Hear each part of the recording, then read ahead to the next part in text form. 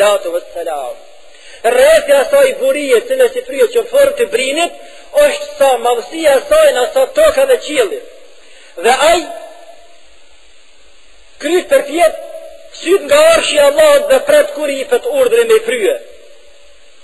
Bën mend se nesër je prej të vdekurve, kur urdhërohet me fryn çatë suri, çasaj burie dhe çka ka, çdo gjë çka ka shkatërrohet. Vëllezër musliman, kiameti është çështje mshift. Allah azza wa jalla ka mshift dhe askujt në dunja nuk i ka tregu, as melaqeve dhe as pejgamberve dhe as në krijese. Vjen fsheharëzi pa ditë askush. Mirë po pejgamberi alayhi salatu wassalam na ka tregu se do të vjen ditën e xhumë dhe ka thënë khayri yawmin talat alayhi shamsu yawmul juma. Dita më e mirë në të cilën lind dielli është dita e xumës. Fiha khuliqa Adam wa fiha udkhila al-janna wa fiha ukhrija minha wa fiha mat wa fiha taqum sa'a. Atë ditë është kriju Ademi, atë ditë është fush xhenet, atë ditë është nxjerr prej xhenetit, atë ditë ka vdek Ademi dhe atë ditë do të bëhet kiameti. Dhe thot në njëjtin hadith dhe nuk ka krijesë Allahut, të cilat çdo ditë të xumës, prej se para me lindjellit deri të perëndon, bërtase dhe shëmbrim, nuk janë të qeta prej frikës se mos bëhet kiameti çatë ditë përpos njerëzit edhe xhenet. Pra kiameti do të bëhet ditën e xumës, ndërsa kohës së kur do të bëhet vallahu taala alam. Para se të bëhet kiameti nuk ka dyshim se në shenja të mëdha të kiametit, të cilat ndoshta vjen koha ndonjëherë dhe shpjegojmë ato më gjërësisht. Shenja fundit e cila vjen para se marr kiameti është Isa alayhi salam dhe Dejjalli i mallkuar.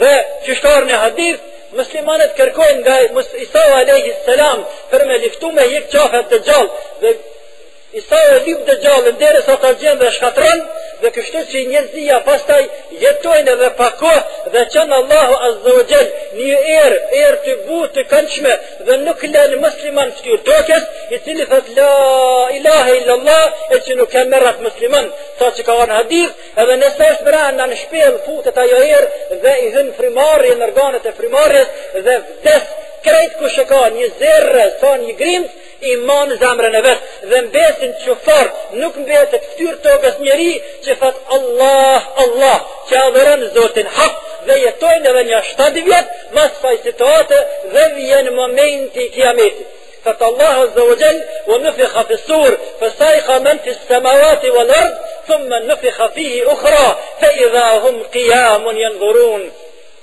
Dhe i kryet ati suri buris dhe i vjen të fikt çdo gjë që ka në qiell dhe që ka në tokë illa men sha Allah për pas atyre që dan Allahu azza wa jall. Pra dhe me laqin që janë në qiell edhe njerëzit që janë në tokë edhe shejtan me të mallkuar të cilët deri me tani kanë pas kompetenca dhe shumë të drejta edhe peshme fund të ndeti edhe të gjitha krijesa vjen të fikt të i brime së madhe që del veç ati burio sa sa i brime që del dhe nuk mund të kusht të dërëj, shkatërrohet çdo gjë, illa men sha Allah, për pas kanë dënë Allahu.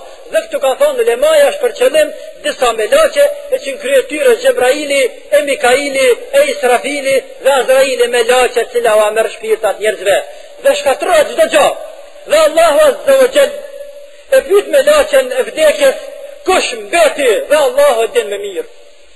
Thotë Allah, mbetet ti cili e i gjallë dhe nuk vdes. Dhe mbeta unë e robë të dëpt dhe mbet Gjebraili dhe mbet Israfili dhe mbet Mikaili dhe të vdesin edhe ata të gjithë dhe shkono amër shpirtat të gjithve dhe kthehet prapë te Allahu dhe Allahu e din më mirë por e pyet kush mbeti dhe thotë jo Allah nuk mbeti askush vetëm ti i cili e i gjalli për gjithmonë nuk vdes i pa fillim i pa mbarim dhe robë të dëpt dhe dridhet për para. Thot, a nuk kujtohet që kam thonë kullu nefsin dha'iqatul maut, çdo gjallës dhe ta sheh vdekjen time, pra dhe të shih vdekjen. Dhe Azraili me laçja vdekjes thuhet të shkon mes xhenetit dhe xhehenamit dhe janë djerë shpirtin vetvetes dhe lëshon një brim të madhe, saqë me pasqen krijesa ta Allahu gjallë nuk ishte mund kush me duru. Dhe thot, me kanë ditë, me pas ditë se kaq vështirë është mja marrë shpirtat muslimanëve, do të kisha pasë mëshirë më shumë ndaj tyre. Por ajo punë shkue dhe ai vdesën nuk mbetet kërkush. Kush mbetet? Mbetet Allahu azza wa jall, i cili është i pa fillim, i cili është i pa mbarim. Dhe thot Allahu azza wa jall, ku janë zullumqtarët? ku janë mretnit, ku janë bejt e mretnive, ku janë mizart, ku janë gjakpisat, ku janë ata që a kanë pije njerëzve gjakun, ku janë sot? E kujna është pasuria, limen il mulku l'jom, kush mi përgjegj, të gjitha kanë vdek, çdo gjë shkatërru nuk kanë bet kush, dhe të madhnisë të tina dhe përgjigjet vetë vetës, lillahi l-wahid il-qahar, e Allahut azza wa jall është pasuria dhe çdo gjë që ekziston.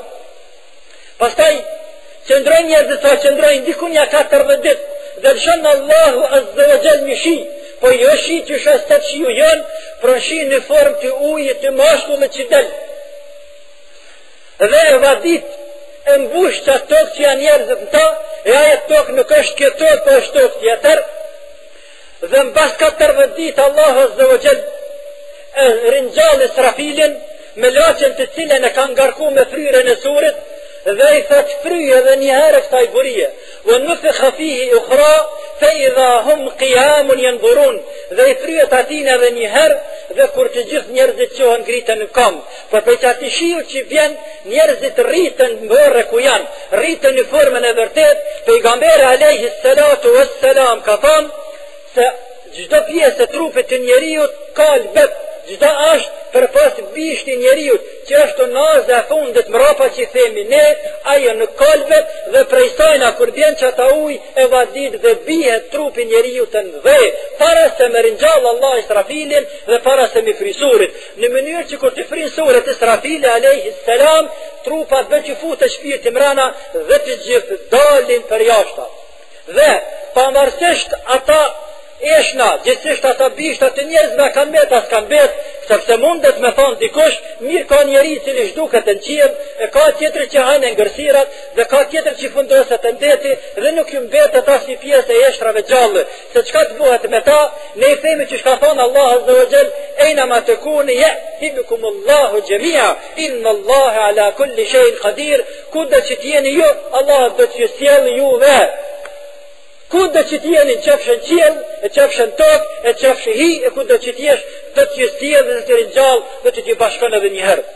Dhe për ditët të cilën të dalë për Allahut azza wa jall, e që është dita më e gjatë, më e tmerrshme, më e rëndë, ditë të cilën thyhet njeriu, lindë nana e çet fëmijëve i barkut, fëmijë i vogël flakët për moment, dhe momente dhe situata të ndryshme të cilat do të kalojmë na për to paqare, i lejnë emrin Allahut azza wa jall në hutbë të ardhshme, wala taqulanna li shay'in inni fa'ilun dhalika gada illa an yasha Allah, dashur Allahu azza wa jall.